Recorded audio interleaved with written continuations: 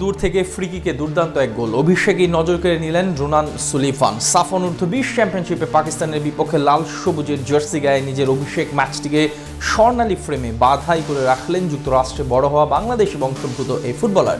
মালদ্বীপে Ronan সুলিভানের কীর্তিগাথায় tiger যুবাদের উপাখ্যানের আদ্যোপান্ত থাকছে প্রতিবেদনে। পাকিস্তানের বিপক্ষে দাপুটে জয়ে সাফ অনূর্ধ্ব-20 চ্যাম্পিয়নশিপে যাত্রা শুরু করলো বাংলাদেশ দল। মালদ্বীপের মালেতে মঙ্গলবার বি গ্রুপে নিজেদের প্রথম ম্যাচে রোনান সুলিভানের নৈপুণ্যে পাকিস্তানকে 2-0 ব্যবধানে হারিয়েছে লাল সবুজের প্রতিনিধিরা। ম্যাচে জোড়া গোল করে ম্যাচ জয়ের নায়ক লাল সবুজ জার্সিতে অভিষিক্ত রোনান। ম্যাচের শুরু থেকেই আক্রমণাত্মক ফুটবল খেলতে থাকে বাংলাদেশি যুবারা, তবে একাধিক সুযোগ তৈরি করেও ম্যাচের প্রথমার্ধে গোল নামক সোনার হরিণের সন্ধান মেলেনি মার্ক কক্সের শিষ্যদের সামনে। তবে বিরতি থেকে ফিরে দ্বিতীয়ার্ধে নান্দনিক ফুটবলে ভাগ্য খোলে টাইগার যুবাদের।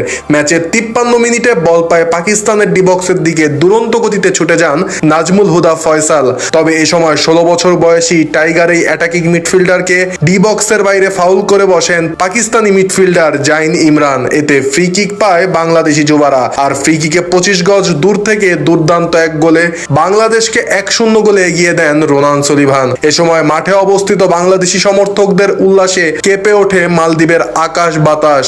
2 মিনিট পরেই ব্যবধান 2-0 করার সুযোগ পান রোনান। গোলরক্ষকের সাথে হাত মেলাবার দূরত্ব থেকেও গোল করতে ব্যর্থ হন তরুণ এই তুর্কি। তবে ম্যাচের 67 মিনিটে দলকে 2-0 গোলে এগিয়ে নিতে ভুল করেননি রোনান। ডিফেন্ডার শেখ সংগ্রামের ক্রসে দারুণ এক হেডে পাকিস্তানের জালে বল জড়ান বাংলাদেশ অনূর্ধ্ব-20 দলের এই প্রাণভোমরা।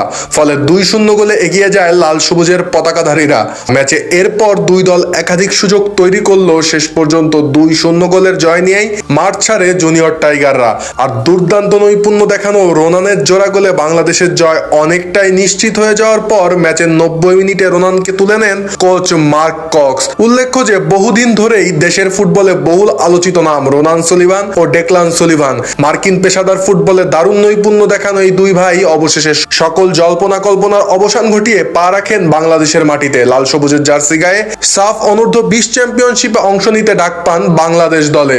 মালদ্বীপে 23 মার্চ শুরু হওয়া বয়সভিত্তিক এই ফুটবল টুর্নামেন্টে মঙ্গলবার পাকিস্তানি যুবাদের বিপক্ষে নিজেদের প্রথম ম্যাচে মাঠে নামে জুনিয়র টাইগাররা। এদিন টাইগারদের হয়ে অভিষেক ঘটে রোনান সুলিভানের। তবে স্কোয়াডে থাকলেও এদিন শুরুর একাদশে জায়গা হয়নি রোনানের ভাই ডেকলান। শুরুর একাদশে জায়গা না পেলেও একাদশে জায়গা হওয়া রোনান নিজের জাত চেনাতে ভুল করেননি। একের পর এক আক্রমণে ছিন্ন ভিন্ন করে দেন পাকিস্তানের রক্ষণভাগ। ফলে ধারাভাষ্য কক্ষে এদিন রোনানের খেলার ভূয়সী প্রশংসা করেন ভিনদেশি ধারাভাষ্যকাররাও। সামাজিক যোগাযোগ মাধ্যমেও নেটিজেনদের প্রশংসায় ভাসছেন রোনান। তবে এই এক ম্যাচ দেখেই মন্তব্য করতে চান না কেউ কেউ।